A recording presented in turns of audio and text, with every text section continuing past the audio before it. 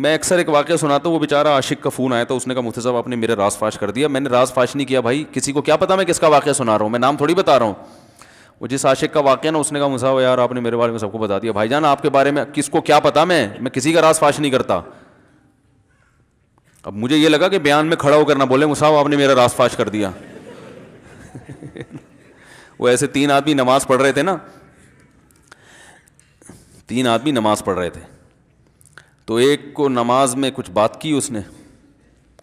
جب اس نے نماز میں بات کی تو دوسرے نے بولا بھائی جان باتیں کرنے سے نماز ٹوٹ جاتی ہے, باتیں کرنے سے نماز ٹوٹ جاتی ہے. تو تیسرا بولتا ہے الحمدللہ میں نے بات نہیں کی. تو تینوں کی ٹوٹ گئی نا. تیسرا کہتا ہے اللہ کا شکر ہے میں خاموشی کھڑا ہوں. تو تینوں کی ٹوٹ گئی نا. تو ایسے ہی بعض لوگ, ہم تو راز فاش نہیں کر رہے ہوتے, وہ خود اپنا راز فاش کر دیتے ہیں. تو ایک عاشق کا فون آیا, کہنے لگا اب پورے بیان سے نا دیکھنا یہ کلپ نکلے گا اور ہٹ بھی یہ والا کلپ ہوگا. پھر لوگوں کے کمنٹس ہوں گے مفتی صاحب کیا عاشق معشوق کی مثالیں دیتے رہتے ہیں. پورا بیان ایک طرف, یہ والا کلپ کے لاکھوں ویورز ہوں گے اس کے, دیکھنا آپ.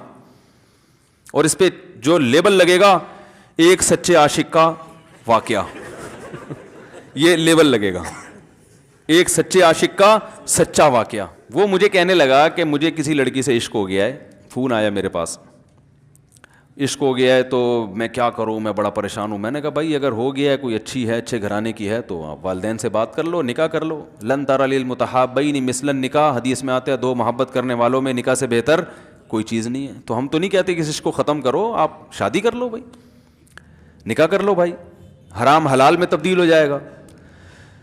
کہنے لگا کہ یار وہ مفتی صاحب مسئلہ یہ ہے کہ اس کے ابا نہیں مان رہے.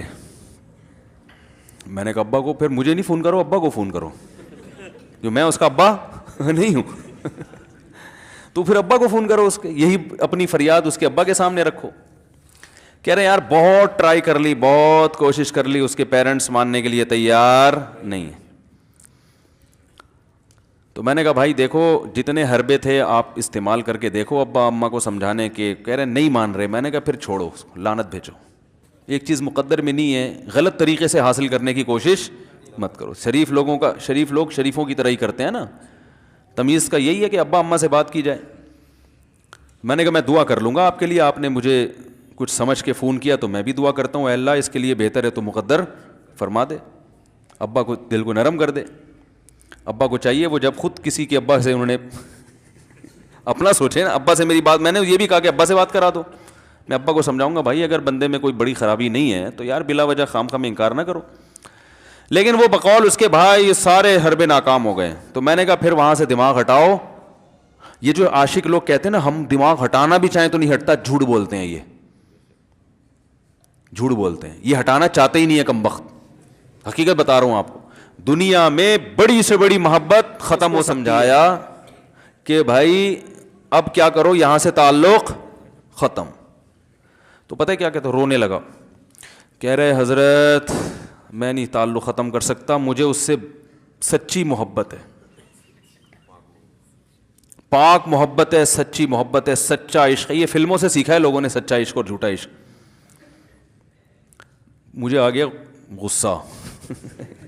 بھائی اب تک تو جو بات کر رہا تھا نا وہ ٹھیک کر رہا تھا, عشق ہو گیا, انسان ہے, ہر ایک سے ہو سکتا ہے.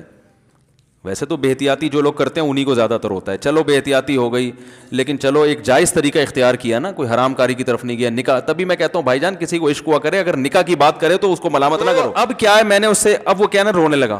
بس یہ بیان, یہ کس واقعہ بتا کے وہ پتھر والا جو ہے نا مثال کمپلیٹ کر کے بات ختم کرتا ہوں. وہ رونے لگا, کہہ رہے نہیں مجھے سچی محبت ہے. مجھے پھر آیا غصہ. میں نے کہا بھائی جان یہ ٹوپی ڈرامے نہیں کرو.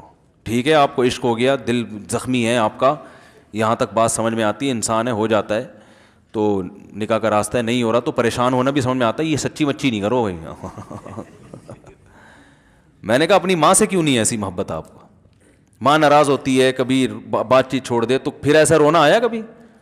جس نے ساری زندگی پالا پوسا جوان کیا ہے بھائی, کبھی زندگی بھر ساتھ نہیں چھوڑتی ماں. آپ 60 سال کے بھی ہو جاؤ گے نا, آپ کی بیماری پہ ایسے ہی روئے گی جیسے جب 2 سال کے بچے تھے اس وقت روتی تھی. کیا اللہ نے عجیب رشتہ, ساری زندگی روٹیاں پکا پکا کے کھلاتی رہتی ہے, تھکتی نہیں ہے, ایک دفعہ بھی کبھی پیسے نہیں مانگے. کسی کو باورچی رکھو, فری میں کتنے دن پکا کے کھلائے گا روٹیاں بھائی؟ 4-5 دن کے بعد بولے گا بھائی ہم نے کیا ٹھیکہ لیا ہوا خدمت کا, پیسے دو, تنخواہ دو, نہیں دو گے جائے گا وہاں سے. ساری زندگی روٹیاں پکا کے کھلاتی ہے, ساری زندگی. نہ کھانے پہ تو ناراض ہوگی, کھانے پہ کوئی معاوضہ نہیں مانگے گی.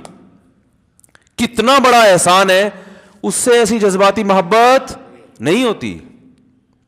اس پہ رونا نہیں آئے گا, اس پہ جذبات نہیں مشتعل ہوں گے.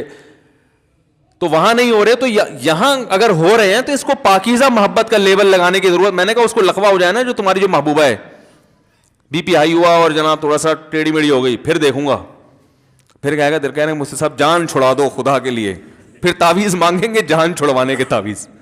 ایسا ہی ہوتا ہے نا. اور وہ بھی جو تم پہ اتنا لٹو ہو رہی ہے بھائی, وہ بھی صرف ایک ظاہری عشق ہے. ہاں بعض دفعہ حقیقی بھی ہوتا ہے, وہ اخلاق سے کسی کے متاثر ہو گئے, دینداری سے متاثر ہو گئے, وہ ایک الگ چیز ہے. لیکن زیادہ تر صرف شکلوں پہ مر رہے ہیں, شکلوں پہ. اخلاق و اخلاق ایک طرف گئے ہوئے ہیں, دینداری اخلاق کو کوئی نہیں لفٹ کراتا آج کل, صرف شکل پہ. تبھی ان کو کسی اداکار سے کرا دو نا,